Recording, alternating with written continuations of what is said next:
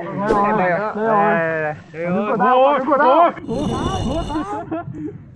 god damn. What's up? I'm back, your average Vietnamese high schooler. My hair looks a bit fucked now. Wait. Can I say that on YouTube? I've watched numerous videos on things like how to quickly get this band or that band, and that is exactly why I made this video today. Disclaimer. Firstly, to get it out of the way, I'm only going to speak English throughout this entire video. So to whoever that are fiercely typing on the keyboards right now, this guy thinks he's so cool for using English. Shut the fuck up. Alright, this is my video. What you gonna do about it? Rather, this is my story.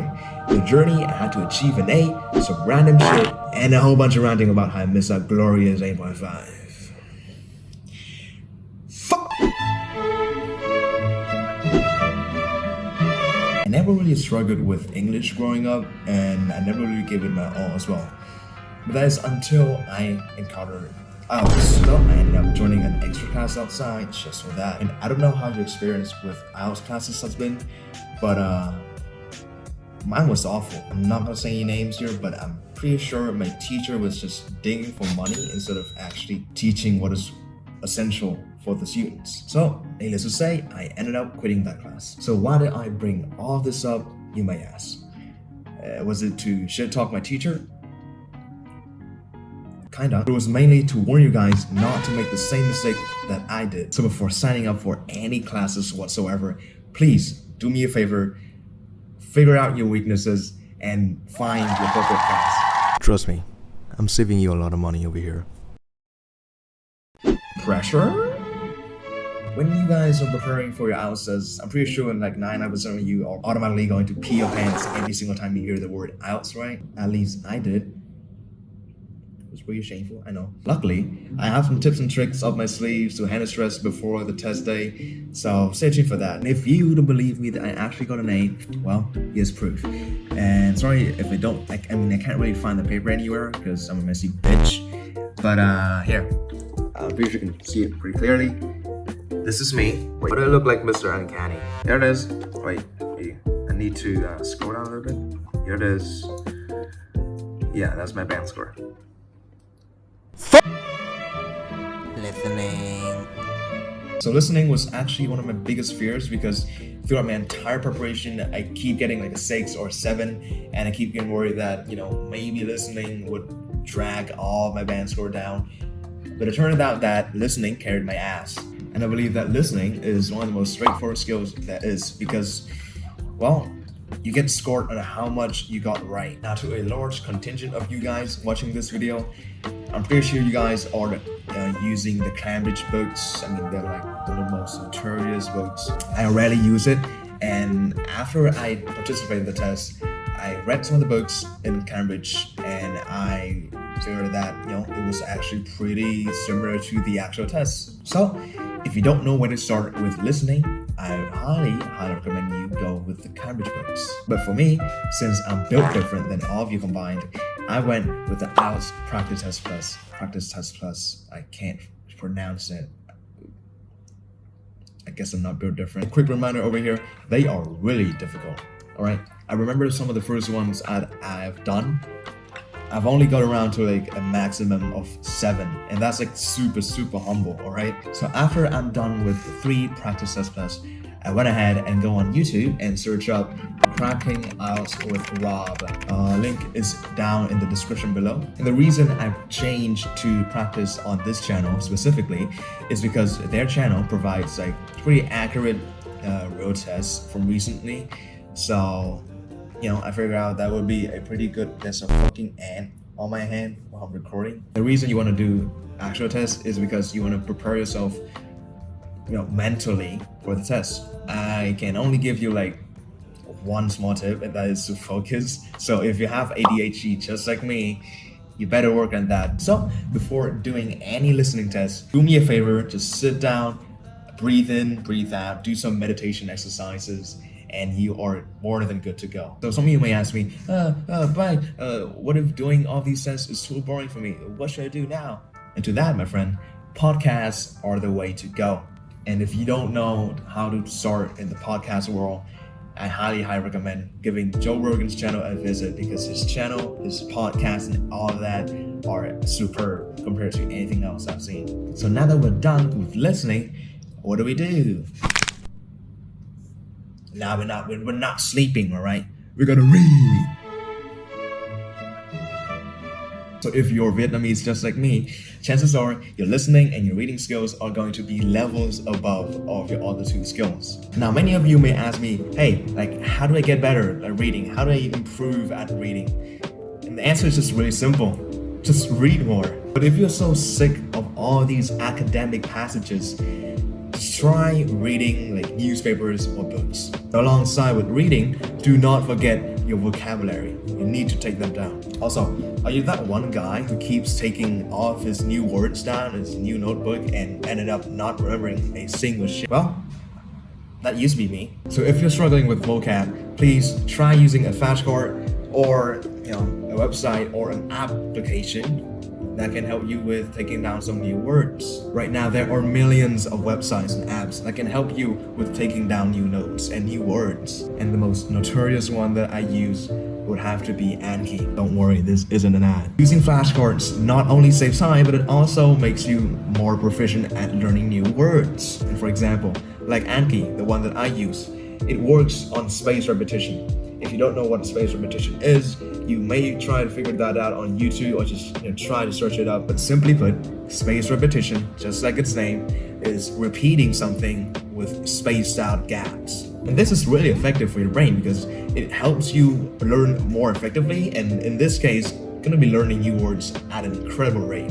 And not only that, most flashcard apps actually have available decks for you to use from other people, which means that you can use decks from other people that they have already created instead of spending hours and hours on end creating your own. This helps a lot of time, and it also use some of other people's intelligence, which is nice. We want that here. So next up we have writing. There are a lot of ways to improve your writing, from grammar to better vocabulary. Heck, you can also learn how to analyze graphs better. I actually tried to get into the IELTS Facebook group, writing, assessing, whatever the fuck you call it, before, and I mean, links also down in the description, but I didn't get assessed too often, so eventually I quit that group. I tried another platform, and I'm pretty sure like a majority of you watching this video might be familiar with, that is Discord. Hey guys, what's up? Yo, what the fuck? What the fuck, bro? Yo, get the fuck off me! What the Discord server I went in, it was named IELTS Prep. Everyone in the server is really chill, so just turn in your assignment in the server and it is almost guaranteed that your assignment will be assessed. And besides that, you could also look at other people's writing to improve. So like seriously, you can both improve by reading other people's writing and getting your own writing assessed. Is there anything better than that? To the ones who feel like they are stuck at a specific band score, just don't give up, just write more and eventually you will improve. Speaking. Now this is my favorite part of the entire IELTS test just because I like speaking in English in general. So, how do you improve your speaking then? Now many of you may think that in order to have a high speaking score, you need an impeccable accent just like me because I'm built different. But that could not be further away from the truth, because in reality, all you need to do is to speak clearly and to communicate effectively, and that's it. You don't need any accent. So to improve your speaking score, you have two ways, or at least I think you have two main ways to improve it, and that is to record yourself and to communicate with other people. Now to all of my introverts out there, recording is a great way to improve because you don't need to talk to anybody and you can easily spot your weakness in your own recording. But hey, for the first time that you're hearing your recording, I bet 9 out of 10 people will cringe the out. And it goes something like this. Without any food left to eat, it may very well be the leopard's final days. Okay, that about wraps it up. Cool. I'm pretty excited. I've never heard my voice on a fancy microphone like this before. You want to hear what you sound like? Sure. Leopard Prince, take 1, narrated by Daniel Thrasher. All right, whenever you're ready. This is completely normal because we rarely hear our own voices, so do not feel like crying or discouraged after hearing it for the first time, alright? But if you want to improve even faster at speaking, well, talking is the way to go. But if you don't know where to start, you can try going on a Discord server and just practice speaking with, foreigners there. I mean, with the IELTS prep server that I previously mentioned, it is a great tool to have in your arsenal. Now, all you gotta do is just go into a chat room and wait for someone.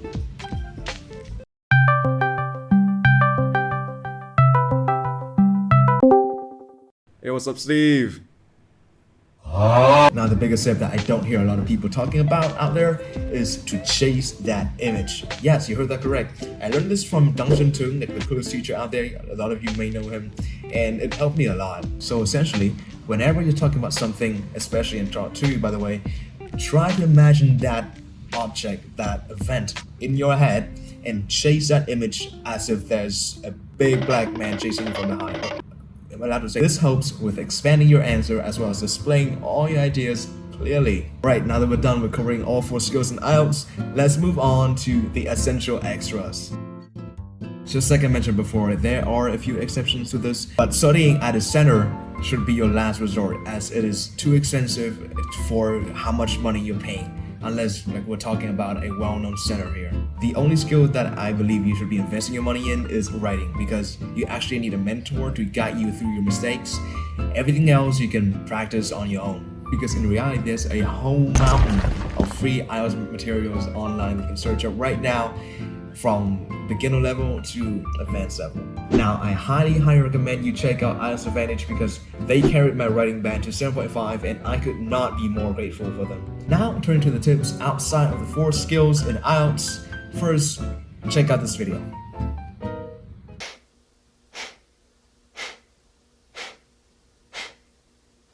As you can see, she is clearly breathing. That's cool, right? But the important thing here is to practice some breathing exercises so that on test day, you can try to relieve yourself with some of these exercises before heading on to the test room. To the ones who are watching this video who is going to have their test through a computer, keep in mind that some of the keyboards that they provide might be a bit strange to type on, so it may cause you to slow down on some parts, especially in your writing. Secret tips! Now there's actually one super secret IELTS tip that I've been hiding all this time up until now for the ones who stick around to the end. Are you ready for it? Drum rolls, please. There's no secret tip. That's it. There is no secret tip.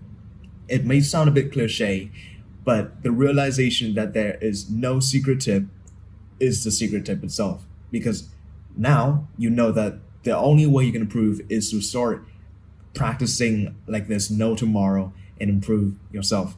There is no secret hack or tips or tricks on the internet. Everything that you see online is just complete bullshit. Videos such as my secret tip to getting an instant 9 or an 8 in IELTS, all of them are bullshit. I stopped studying IELTS for an entire year after quitting my extra class, and it was only for an entire month of hard work and just living with pure IELTS for an entire month was I able to achieve an 8. There were rough times where I keep doubting myself about whether am I good enough to get a 7.5, to let alone an 8, or what if I fail and how will people perceive me if I failed my IELTS test, and the list goes on.